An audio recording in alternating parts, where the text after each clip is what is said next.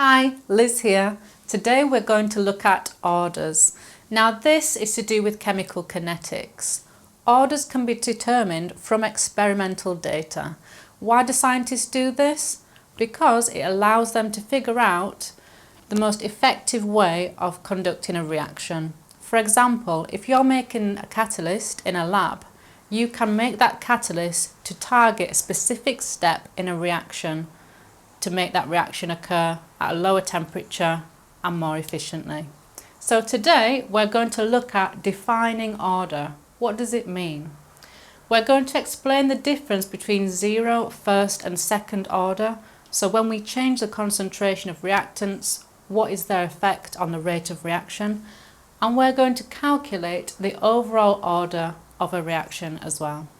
So the definition of order that you need to learn if you're studying the OCR syllabus is the power to which a reactant is raised in the rate equation. We're going to look at what that means next. So here, first of all, I'll tell you what this means. So we have rate is proportional to, this little squiggly symbol means directly proportional to. Concentration, the square brackets mean concentration of whatever's in the brackets, and capital A, that is just our general reactant within a reaction.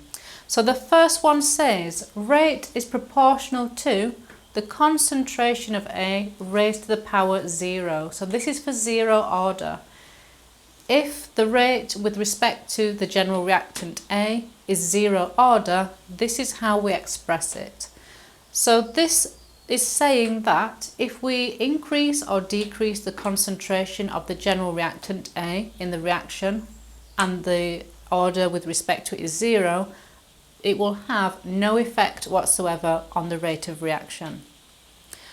With first order, rate is directly proportional to the concentration of A, so whatever we do to the concentration will happen to the rate of reaction.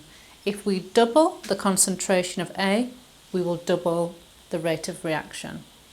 If we triple the concentration of A in first order, we triple the rate of reaction. In second order, rate is proportional to the concentration of A squared. So this means whatever we do to the concentration of A, we square it. So if we double the concentration of A, we quadruple the rate, and so on. So now we're on to the third and final learning objective for this lesson. We're going to calculate, not really calculate, but figure out the overall order for a reaction from a rate equation. I'm going to do rate equations on a different video, but I'm going to show you how to calculate overall order for them now. So here we have a rate equation that starts with rate equals K. K is just the rate constant. It's always a lowercase k, not a capital one. That's to do with equilibria. So rate equals K, and then we've got the concentration of A, which is first order. It's raised to the power 1. If it's first order, it's raised to the power 1. We don't write the 1. Then we've got a general reactant B, which is second order. It's raised to the power 2. And we've got a general reactant C, which is also first order. So how do we get overall order for this reaction from this rate equation? We just add them up. It's dead easy. So we do 2 plus 1 plus 1, which is 4. So we can write overall order is 4, or we can write fourth. Both are correct. Then for the next one, we've got rate equals K, A and B, which are first order. So what do we do? 1 plus 1, overall order 2, or second order. So that is the end of orders. I hope you found that really helpful. If you did, please like and subscribe. There'll be plenty more videos to come.